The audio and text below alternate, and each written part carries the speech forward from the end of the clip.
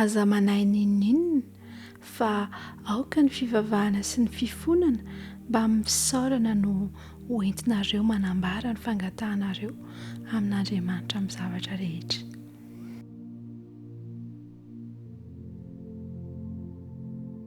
Miarabantsika ry namana malala amin'ity andro masina ity, andro fitsarana ary manonona ny fiadanan'ny tompo amin'ny tokantranonao tsirairay avy ho amin'ny isam-batan'olona, fialofana azo antoka. Ao amin'ny Filipiana toko 4:5, Filipiana 4:5.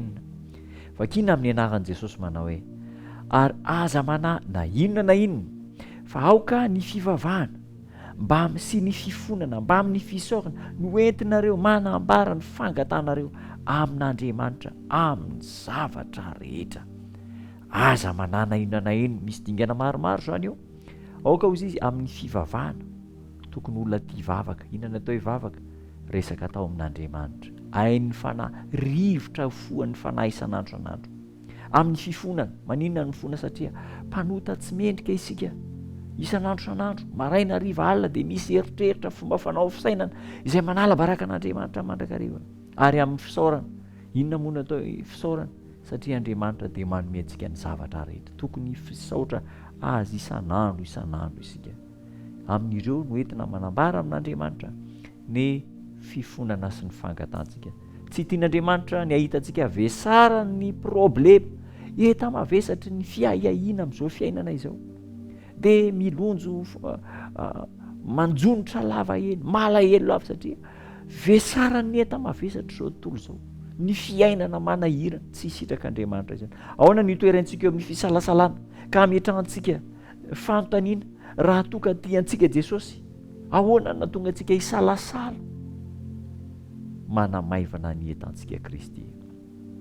Isaky ny posaka ny andro anankiray dia ny herin'i Jesosy no tokony anteherantsika mahakasika ireo fitsapahana, fakapanahy izay mahazo antsika.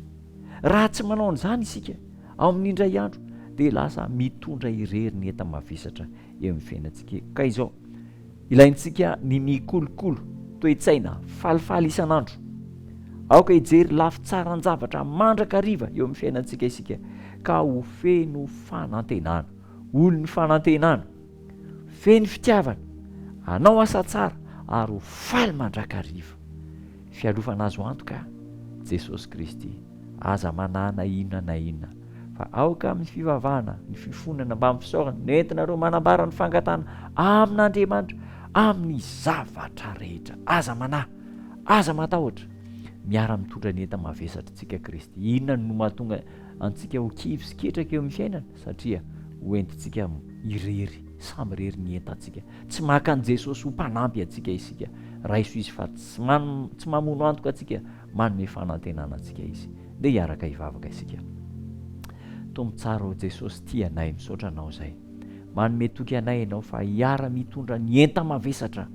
Ampio izay mba hiantehitra aminao Jesosy eo, ka hanasanao hiara hitondra ny enta-mavesatra aminay.